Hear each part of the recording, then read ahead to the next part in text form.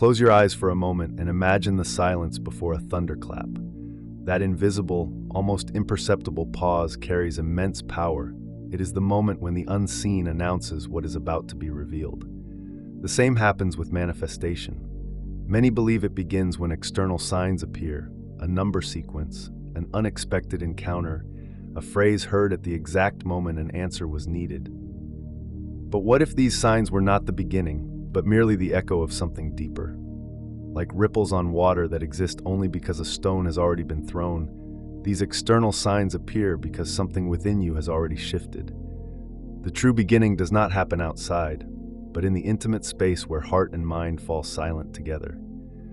Perhaps you are living this paradox, waiting tirelessly for a clear sign, as if only it could authorize your change. And in that waiting, anguish is born, the feeling of being disconnected from the flow of life. The truth, however, is that the first sign does not come from the clock, nor from chance. It pulses within you in the form of intuition, a premonition, a nearly imperceptible whisper. That whisper doesn't need to be thunderous to have value. It reveals itself in small gestures of the body, an unexpected calm amid chaos, a chill in your stomach you can't put into words, an inexplicable urge to follow a different path. These are internal vibrations that precede any external coincidence. Your body, as the science of intuitive perception has shown, reacts to probable futures even before your rational mind understands them. That is why external signs should not be seen as a starting point, but as a celebration. They are the universe's applause for a choice that has already been made within your consciousness. The true sign has always been there. In the silence between your thoughts, in the breath that insists on bringing you back to the present, in the gentle call that guides your next decision. For a long time, we were taught to look outward for confirmation, the clock showing mirrored numbers, the song that plays at just the right moment, the unexpected conversation that seems to deliver an answer. These signs enchant us, but they also create a subtle trap, believing that we can only move forward when something external gives us permission. That waiting turns life into a sequence of postponements. It's as if we were always asking for invisible permission to act, and while it doesn't arrive, the heart remains in suspension. That emptiness can be painful, especially when one already carries the weight of loss, frustration, or the sense that time is slipping away. The truth is, these signs are not maps. They are reflections. Like the glow of the moon illuminating the water without showing the depth of the river, external signs reveal only the surface of a much vaster movement that begins within. When we rely solely on them, we forget the silent source from which they spring. Of course, there is beauty in noticing coincidences and synchronicities. They bring comfort and strengthen faith. But when dependency becomes total, one risks living in a state of eternal waiting. The power to decide, to change, and to begin again does not need to be delayed until the next repeated number or the next unlikely encounter. The myth of external signs is, in truth, an invitation to look beyond them. If there are reflections, it is because there is already a light projecting them. That light is not born outside, but within each of us, in intuition, in presence, and in the courage to feel before seeing. It is in that internal space that manifestation truly begins. Before any coincidence shows up, before a sequence of numbers repeats on the clock, something has already happened inside you. It is as if life had a secret language, spoken in silence, and your body was the first to hear it. That language is intuition, a perception that precedes words and does not depend on external proof. Intuition does not shout, it whispers. It arises as a premonition, as a yes or a no that needs no logical justification. Sometimes it is just a light sense of comfort, or a discomfort that cannot be explained, yet it guides you like a hidden lighthouse in the fog.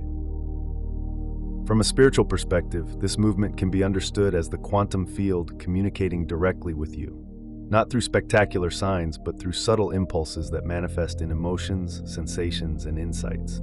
It is the universe revealing itself from within before manifesting outwardly. Perhaps you have already felt this in decisive moments. A life choice that seemed irrational, but later proved perfect, or a sudden change of path that spared you from a greater pain. In those moments, logic arrives late. Intuition had already done its work. The true sign, therefore, is not in external coincidences, but in the inner compass that already knows the next step. Trusting it is an exercise in conscious surrender, one that strengthens the connection between mind, heart, and spirit. And it is at this point that manifestation gains its most authentic power. For a long time, intuition was treated merely as mysticism or coincidence. But today, science is beginning to reveal that it is a real, measurable, and profoundly human process. Studies in neuroscience show that the brain captures information and reacts to stimuli even before the conscious mind perceives them. It is as if we had an invisible radar, capable of anticipating probable futures a few seconds before they happen. Research has also shown that the heart possesses an electromagnetic field far broader than that of the brain. This means our body silently is in constant communication with the environment, registering subtleties that escape rational logic. When we feel that knot in the stomach or an inexplicable shiver, it is not by chance. It is biology responding to something that has not yet become visible. This ability can be understood as a bridge between science and spirituality. Bruce Lipton describes how our beliefs shape biology, while Joe Dispenza explains that elevated emotional states alter neurological patterns. Intuition arises precisely in that space where emotion, body, and consciousness align, allowing us to perceive signals before they become evident. What spirituality calls premonition, quantum physics can understand as interaction with a field of possibilities.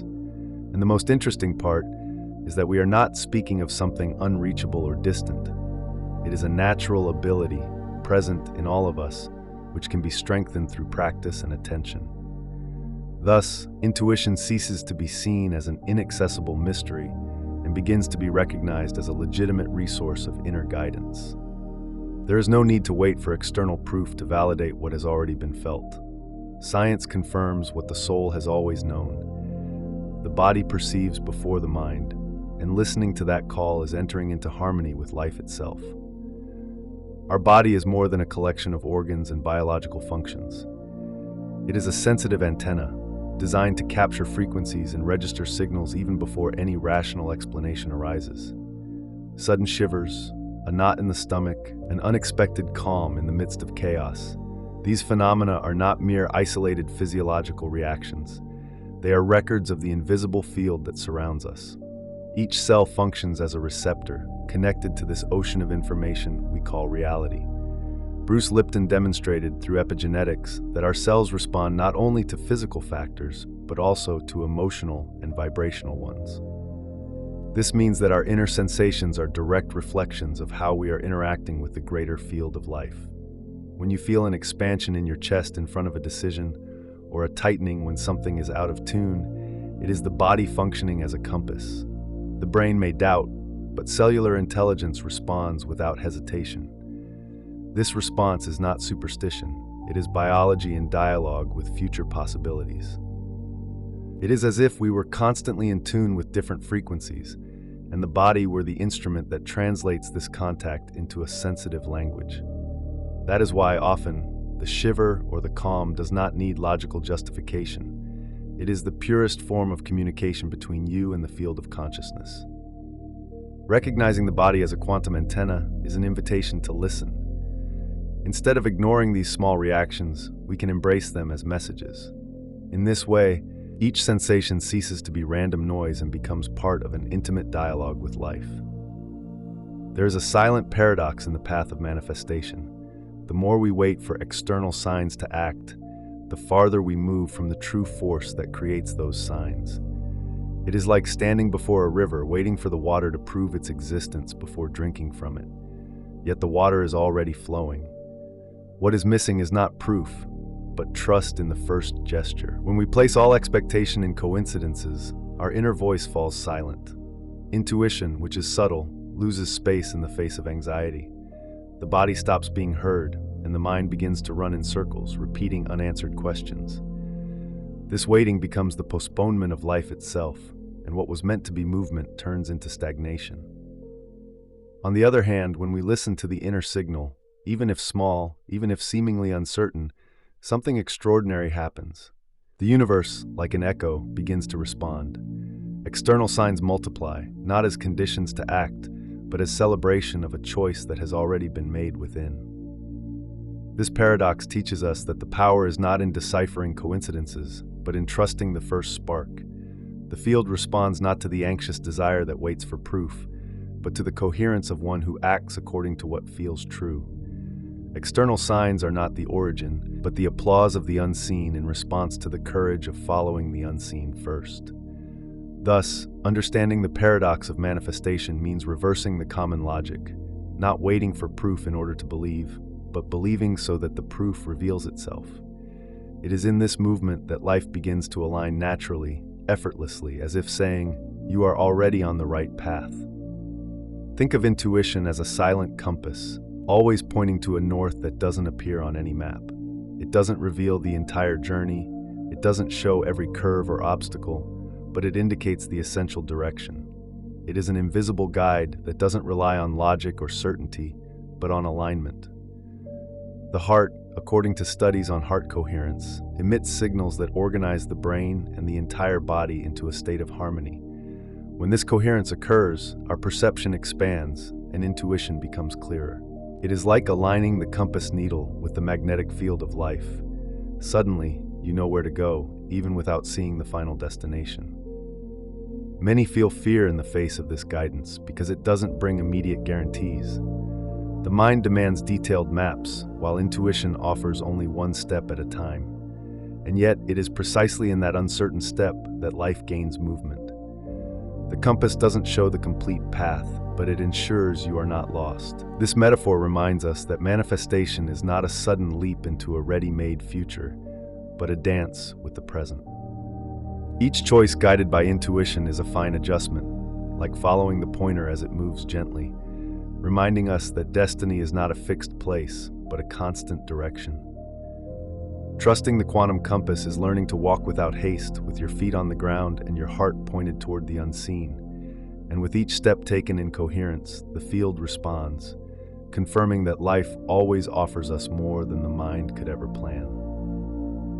Listening to intuition is not a gift reserved for a few, but a skill that can be cultivated. Just as a musician tunes his instrument so it can reveal purer sounds, we too can tune body and mind to perceive the subtle messages that already pass through us. The secret is not in forcing, but in silencing.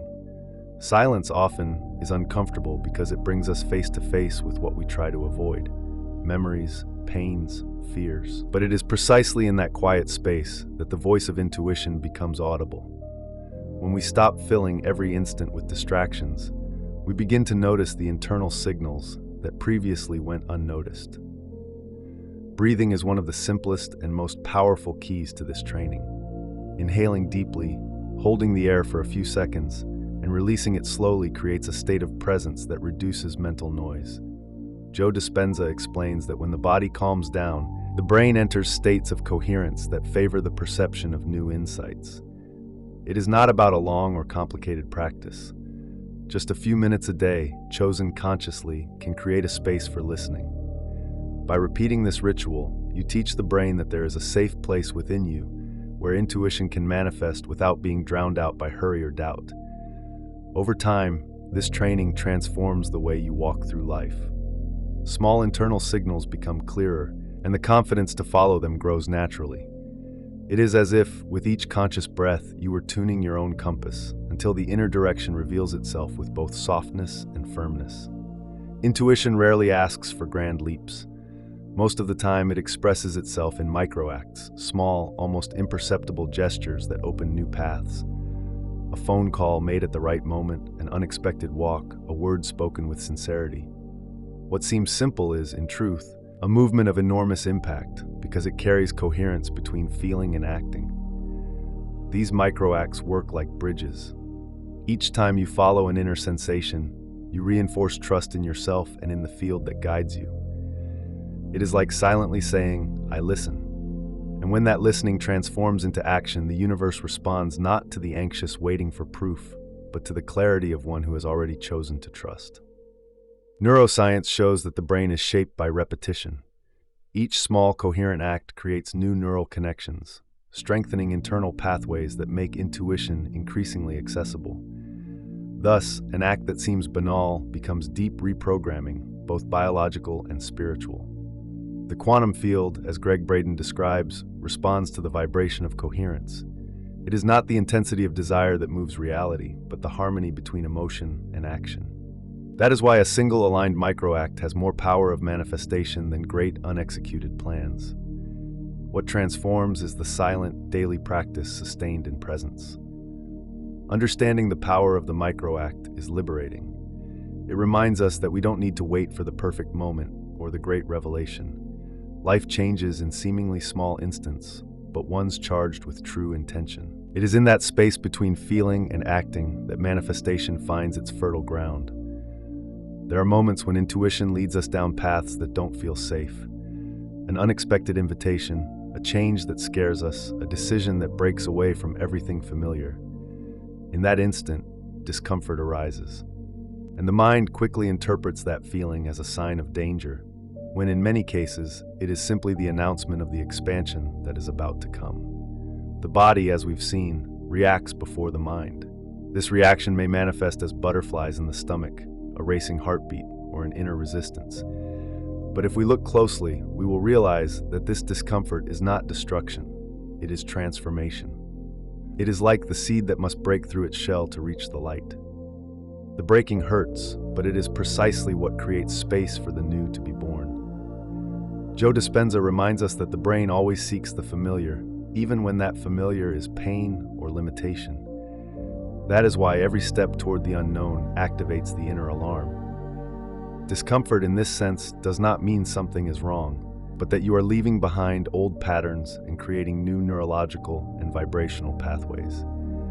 If we remain only in the zone of safety, we may avoid the anxiety of the new, but we also distance ourselves from the possibilities waiting beyond. The quantum field responds to the courage to cross that threshold. It is at that point, when the heart beats faster and the mind hesitates, that life offers us the chance to expand. Seeing discomfort as expansion is to reframe the very experience. Instead of running from it, we can recognize it as a sign of growth. After all, the future we seek is not in repeating what we already know, but in the yet unexplored territory of consciousness. And it is there that manifestation finds its true strength. Manifestation is not about waiting for life to offer proof so that we can then believe. This is the greatest mistake in the spiritual search, placing power outside, as if the universe always had to convince us. The necessary reversal is to understand that the inner signal comes first, and the external appears only as a consequence, as an inevitable reflection of what we are already vibrating. It is like lighting a candle in a dark room. The light doesn't ask if the darkness is ready to disappear. It simply lights up and the room responds. The same happens with our intuitive choices. When the decision is born within, reality around us reorganizes in response. Neville Goddard described this principle as living from the end, assuming internally the consciousness of already being, even before seeing.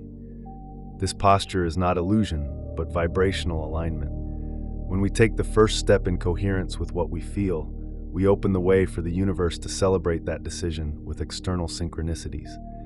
This reversal also requires courage, because it challenges the habit of waiting for guarantees.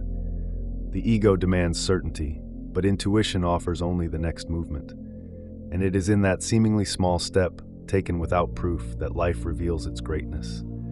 The invisible precedes the visible, feeling precedes happening. Thus, the necessary reversal is not just an idea, but a daily practice, exchanging waiting for presence, doubt for trust, the search for permission for the simple act of following what is already pulsing within. When this inversion becomes natural, external signs cease to be a compass and become mere celebration. There is no need to wait for the next repeated number on the clock, the next coincidence, or the next unexpected phrase. These signs are beautiful, but they are not the beginning of the path. They are merely reflections, echoes that confirm something already born within you. The true dialogue with the universe begins in the silence of your own consciousness. The body, like a living antenna, is already registering directions. Intuition, like an invisible compass, is already pointing north. Discomfort, so often interpreted as a threat, may simply be the call to expand beyond what you already know. All of this is happening now without the need for external proof to validate it. Each microact, each small decision aligned with what you feel is true, is a silent signature the universe recognizes. It is not about waiting for life to show first. It is about walking first and allowing life to respond in celebration. This is the essential reversal that transforms waiting into movement. If there is one phrase that sums up this journey, perhaps it is this: you are not someone asking the universe for signs. You are the sign the universe has been waiting for.